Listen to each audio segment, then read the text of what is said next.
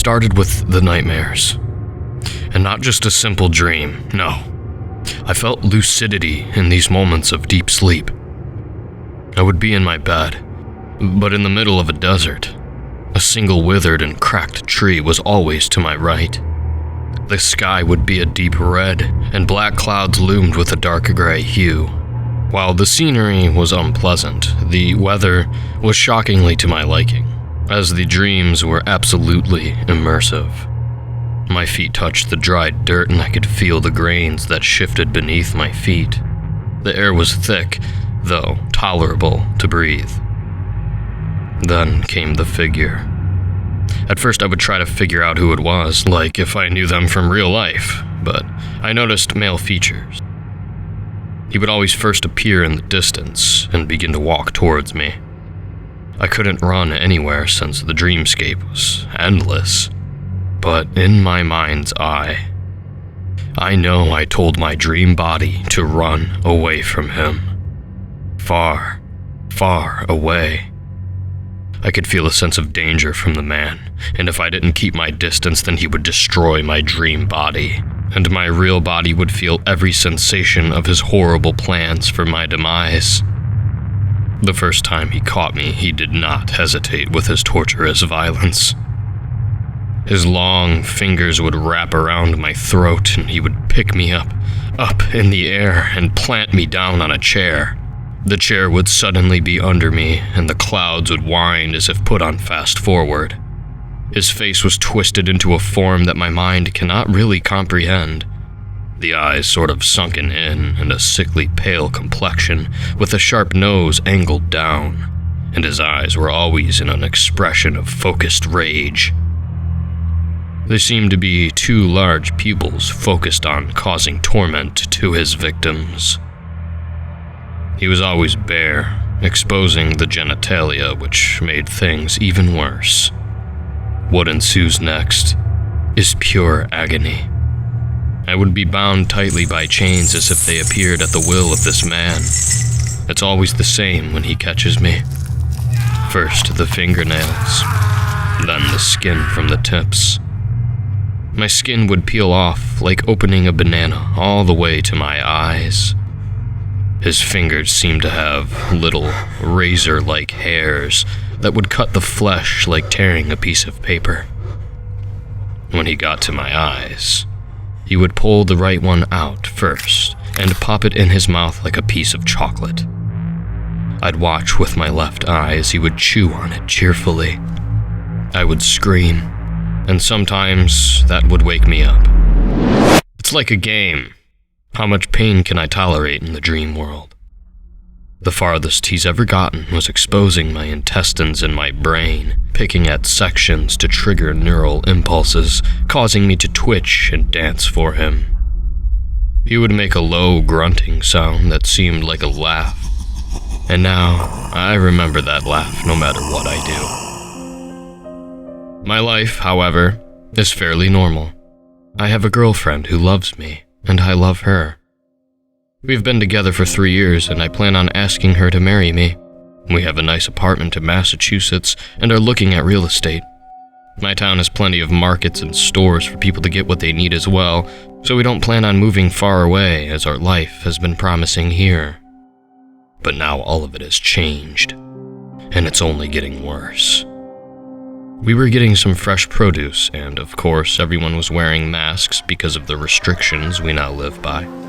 Honey, what kind of vegetables do we need again? I know we need some carrots for the stew that you want to make. Her question echoed in my mind as I noticed to my absolute dread something was wrong. Someone with no mask on and dark clothes, but standing perfectly still. It was a familiar face. Michael? I snapped out of it. Nothing, sorry. Yeah, we need carrots. She asked if I was all right. I nodded and looked back to where I was staring before to no one there. It must have been my imagination, because I could have sworn I saw the man from my nightmares in the grocery store watching me shop, planning to catch me and murder me in the wake of day. When we got home, I remember her cutting the carrots for the stew I was making, and there was a knock at the door.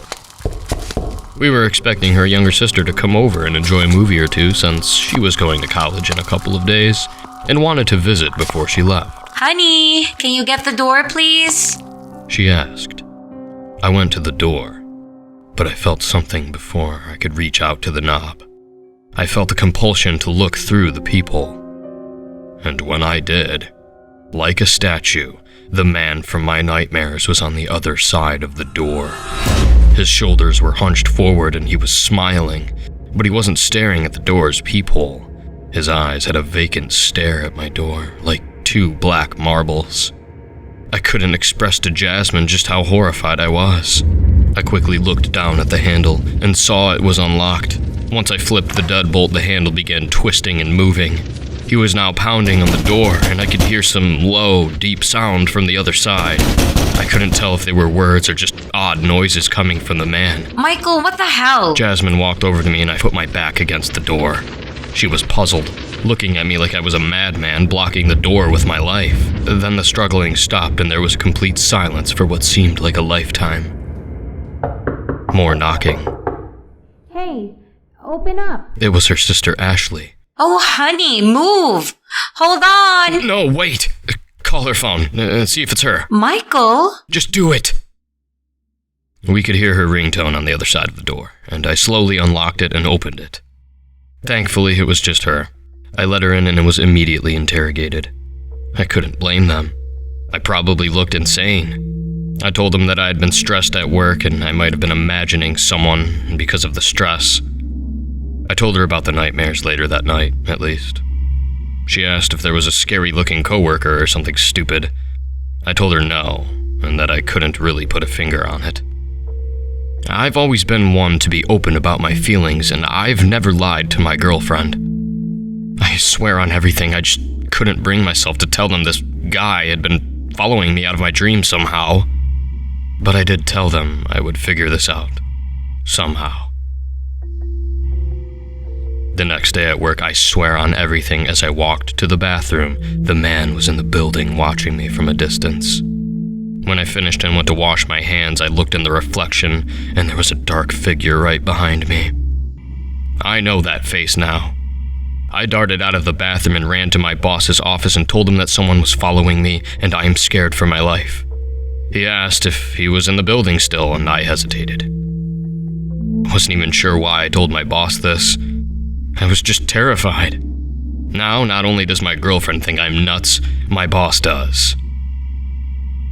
That's when I told my girlfriend that I think I'm being followed. Part of me wants to tell her everything, but I'm just scared that she will think something bad of me and distance herself. Both my boss and her feel I should contact the police. I convinced them that the police wouldn't suffice as stalkers are persistent. Usually with things like this, you of course notify the authorities, but let's be real here. No cop would put this stalker of mine to justice. I eventually told them if it does happen again, I will call 911. If I created this person somehow and they are manifested in reality, then obviously it's up to me.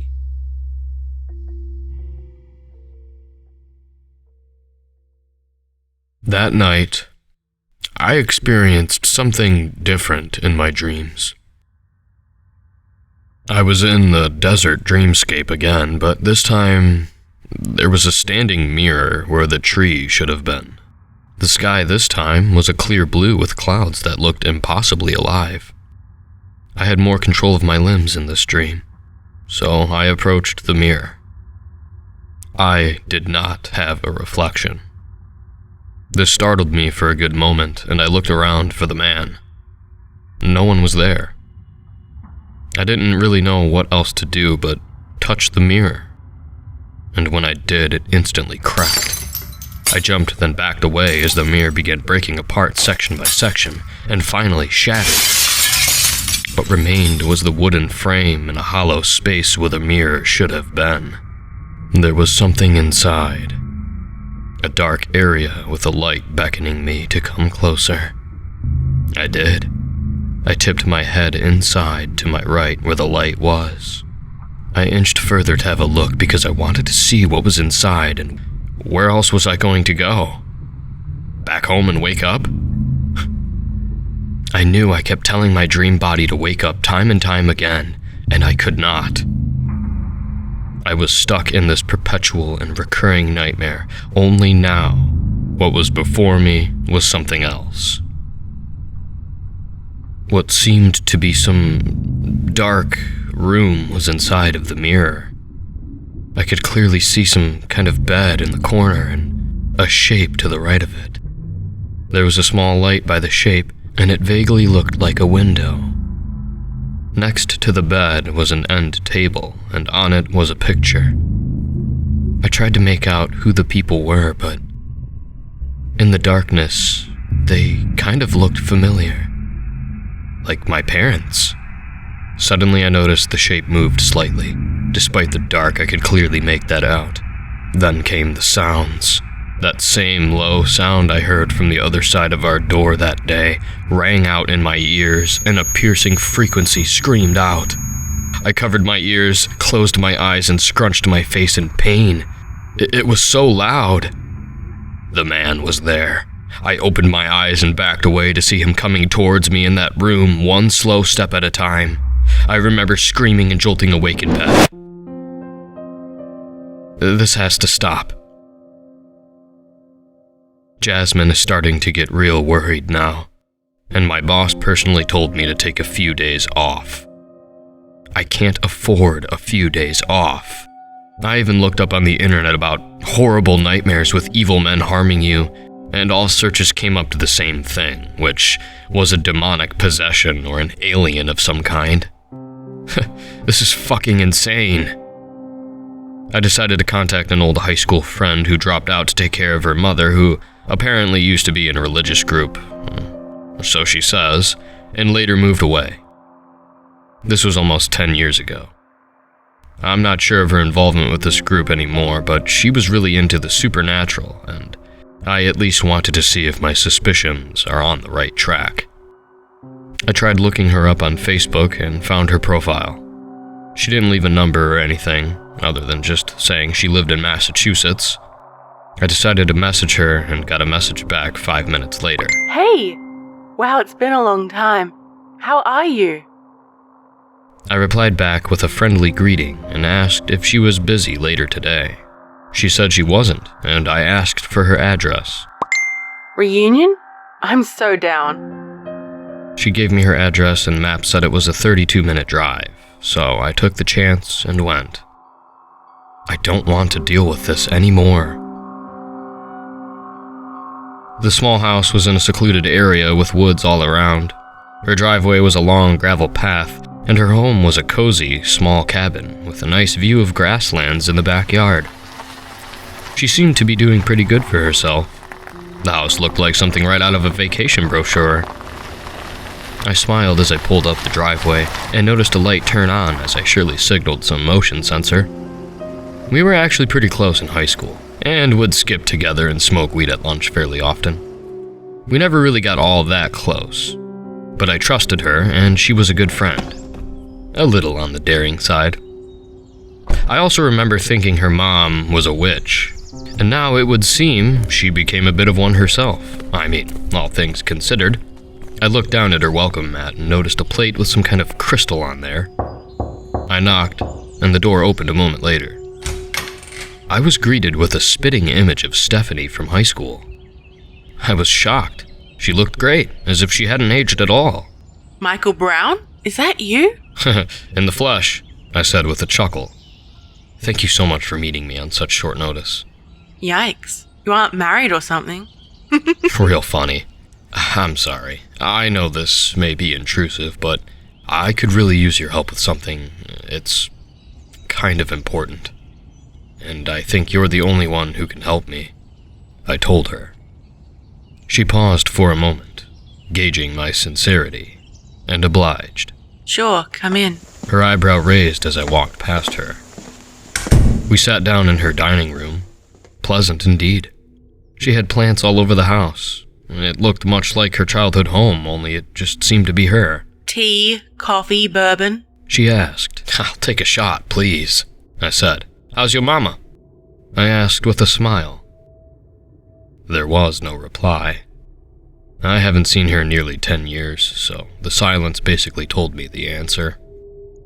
She walked to the kitchen and then back with the drinks. She passed last year, she said. If she wanted to talk about this, then my matter would definitely have to wait for a bit. Oh, I'm so sorry, Steph. She was wonderful, I said. Yeah. It got bad and kind of weird if I'm going to be honest. She said and paused. I knew Stephanie enough to know when she didn't want to talk about something, she'd stay quiet. But she seemed eager to talk to someone. She seemed pretty alone too, so I asked, "Weird how?" She visibly trembled and grabbed her arm as if to calm her nerves. Look, when we were young and you would come over to hang out, I knew you were scared of my mum for a while. And there was a reason. You may not believe this, but she was possessed by a demon, Michael. She said. There was this ceremony she was involved in. She changed after that. I didn't and still don't know what she did, but this was not long before her death. I would sometimes wake up in the middle of the night to her standing in a corner of my room making odd noises that just didn't sound anything like her. I would ask her why she would do that, and she just walked away, as if nothing was wrong. Then one morning I found her dead in her bed. Her mouth was open in shock, and her eyes were so vacant She trailed off, and I put my hand on hers. Steph, I'm so sorry, that's horrible. She looked away from me, retracting her hands to her cup of coffee, and she took a sip and said, But first, she explained she was terrorized by horrible nightmares. I immediately sprung to my feet. I couldn't help myself. Stephanie, that's exactly what I am suffering from. Did she ever tell you about what kind of dreams she would have? Anything at all? Her eyes widened. She started to tremble again. So, this thing somehow found me and wants to take me over? I asked. It's very possible. But how? I'm miles away. What does this mean? I'm scared. The thing is following me out of my dreams. I've seen it at the store. It pounded on my door. It manifested? She asked while getting up and moving to her front room. I watched her, and she went to a bookshelf. Sit down, we don't have much time. That thing is probably inside of you right now. It could manifest at any time. Are you free for the rest of the night and possibly the morning? What do you mean? If that thing is inside of you, then I will get it out of you and purge it. It killed my mother, and I won't let it kill you either. So, she was going to literally perform some kind of ritual to get it out?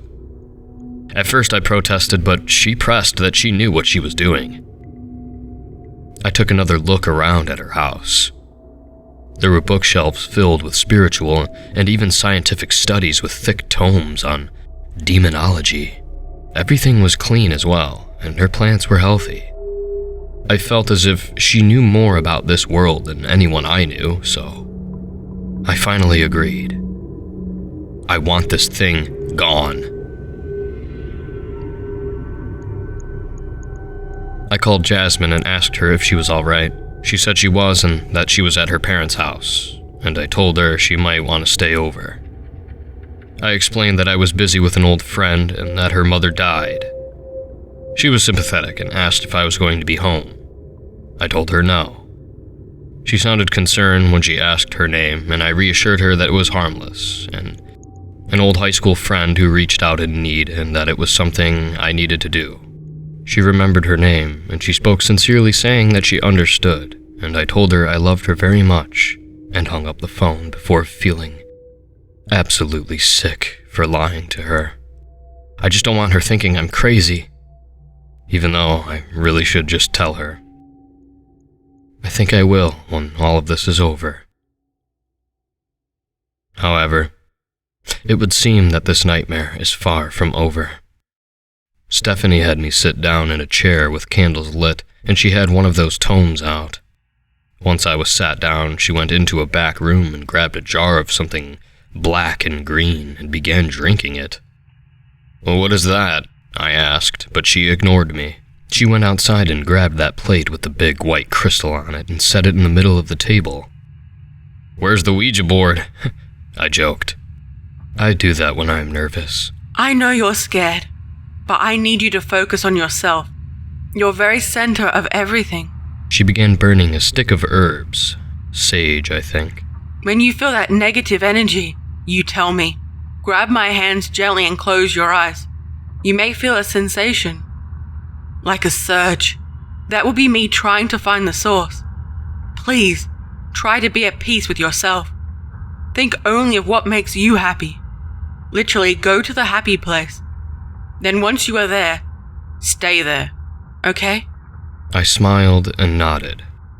When it began, I felt something almost right away. I went to that happy place, she explained, and I immediately thought of the beach with Jasmine. The waves were gentle, and she was there, smiling at me. Don't forget to breathe slowly. And then I created another image of something that makes me happy. I was at my 5th birthday party, the one I will always remember. I had the most extraordinary day as a young boy, and I remembered everyone who was there. My mother, father, aunts, uncles, friends, and cousins. But then, there was a figure I haven't seen there before. My vision rippled and swirled, and I felt sick to my stomach. Hold on. Stay calm. I tried, but I was feeling absolutely awful. I wanted to vomit. Stephanie let go of my hands, and it felt like my arms were weighed down with cement, but my body was seemingly paralyzed. Then I was there again. The dreamscape from my nightmares. I saw the mirror was still there, but I was tied down in Stephanie's chair. The man slowly came out of the mirror and walked towards me deliberately. I began to panic and felt even more sick than ever. He got so close to me, and he looked down at me with piercing black eyes. The man or thing was just as horrible looking as before, but this time it just stood there as if waiting for me to do something. I slowly stood up, and for a moment, I felt an urge to reach out. Again, he just stood there, expressionless. My hand raised to its face, and I was inching closer and closer. I could feel its breath on my hand. Michael? Stephanie called out, and the thing began morphing into another shape. The dream world began to disperse into tiny pieces of my mind scattered around Stephanie's dining room, and she was holding my head up. She let go of my head, and I slumped forward. Michael, is that you? I snapped out of it. Yeah, why wouldn't it be? What happened? Is it gone? Her eyes were wide with fright. Michael, I don't think I can personally help you. I'm sorry. This is way out of my control. I don't think my methods would even make a difference, she said. Confused and slightly agitated, I asked, "What do you mean by that? Why?" She hesitated before speaking, stuttering a few words, and then sighed. Because you opened your eyes and your pupils dilated past the irises. They were pitch black, she finally said. I'm so sorry, Michael. I don't know what else to do for you. I don't even think that thing is a demon. It's something else. I don't know what my mother did with her group, but I may have to bring myself to contact one of the members. This has gone on long enough, and I will not see another die because of it, she said with frustration. Stephanie told me to lay down on the couch and gave me some tea to drink. I relaxed and tried to calm down. I don't know what I did to deserve this. I wanted to go home and be with Jasmine. I wanted to call my parents and tell them I loved them and that I was sorry for being such a screw-up when I was younger. I was scared for my life. What is this thing?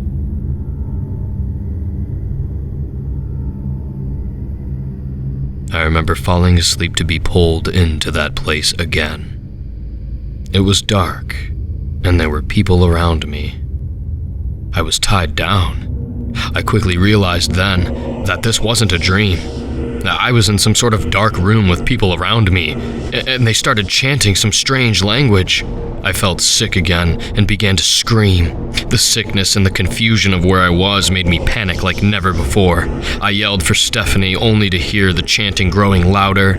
The sickness was unbearable now. I vomited up in the air. Chunks of black and green were all over my face, and I could hardly breathe. The chanting suddenly stopped. Then came the sounds of violence. I could hear shuffling and people struggling with something. I felt hot liquid splash on my chest and face, and the sounds grew louder. I could hear bodies crash into walls and bones breaking under a heavy pressure. I was desperately trying to spit the chunks out of my face and wave my head so I could see what this was. Then the sound stopped. I was panting. All I could hear was the echo of my breathing down an unseen hallway. Suddenly, to my shock, my restraints were released. At first, I didn't know what to do. I sat up and got the vomited blood out of my face and looked around. There was a body lying on the ground near the opening to the hallway, and I noticed more bodies completely eviscerated all around me. I wanted to throw up again, but I had nothing left but bile that came up the back of my throat, and I let it out. I had nowhere else to go, so I walked out of the room. I had my underwear and shirt on, so I decided to look for my clothes. I was in some sort of dungeon, and was absolutely terrified of what killed these people, but there were no sounds at all. No one there. Just me. I found a room off to the left by some stairs, and I found my clothes, keys, phone, and all my possessions were there. I looked at my phone and it immediately rang. It was Jasmine. I answered right away. "Hey, honey." Michael, what are you doing? She asked. I could hear panic in her voice. "I'm fine. I'm sorry if I made you worried. I'm coming home right now," I said. What? Then, why are you banging on our front door like a maniac? "Call the police right now. I am on my way home," I shouted, and I heard her say she will, then the line disconnected. I ran up the stairs and was greeted with another dead body in a room with a door that had obviously been forced open. The broken padlock was next to the corpse of Stephanie. I shuddered and walked out to see the backyard of her house, and my car parked off to the right of the driveway. Ignoring what just happened, I got to my car and prayed the tires weren't slashed or something. They weren't, and it started up. I kept trying to call Jasmine, but it would just keep ringing. I wasn't that far, but this was insane. When I got back and parked my car in the complex, I heard the sounds of sirens blaring in the distance. I got to the upstairs area where our door was, and I noticed a few neighbors with their doors partly opened and some were out in the hall talking amongst themselves and focusing their attention on my open door. I ran past the small crowd and bolted inside. "Jasmine!" The silence immediately made me fall to my knees. I got up and weakly made my way to the bedroom. Jasmine was nowhere to be found until I opened the bathroom door. Jasmine was in the tub. Blood was everywhere. Her fingers were skeletons and the flesh was peeled all the way up to her eyes. Her skull was broken on the left side, exposing her brain, and her face was covered with the hair that drooped from her torn scalp. She was missing her right eye. I looked at the bathroom mirror to see a crack had formed, obviously by force, with a message written in blood. Look familiar? I couldn't help but shake and spasm when I looked in the mirror at my reflection. My image would phase in and out like horrible static, switching to another version of myself, covered in blood. I can hear the deep voice laughing in my head, echoing like the valley of my mind has been taken over by a wretched being.